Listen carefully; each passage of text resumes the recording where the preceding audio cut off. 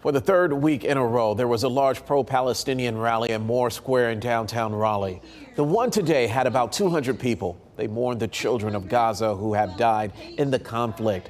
Demonstrators shared a list of names. They laid shoes on the ground to represent the kids who were taken. Some had signs that read, quote, "Resisting occupation isn't terrorism." It looks like giving people back their rights and their freedoms, to not have to fear being bombed every night, to not have to fear whether they can go back home, whether they can contact their family, whether they're going to have electricity. This war started after roughly 2,500 Hamas fighters attacked Israeli outposts and settlements on October 7th. They killed more than 1,400 people, mostly Jews and mostly civilians. Hamas also kidnapped 200 people who are now hostages. Hamas, which has voted into power in Gaza by Palestinians back in 2006, calls for the destruction of Israel in its charter.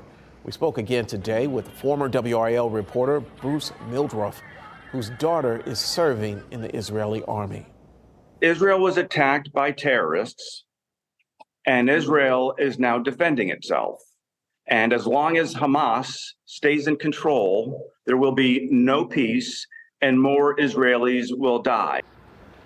Israel's military said it exchanged gunfire with Hamas and struck targets in northern Gaza today as part of its expanded ground operations. The UN says civil order is deteriorating in Gaza after weeks of siege and bombardment. The UN Security Council will hold an emergency meeting tomorrow. Sources say the United Arab Emirates will seek a resolution on a humanitarian pause in the fighting. The U.S. has opposed previous calls for a ceasefire.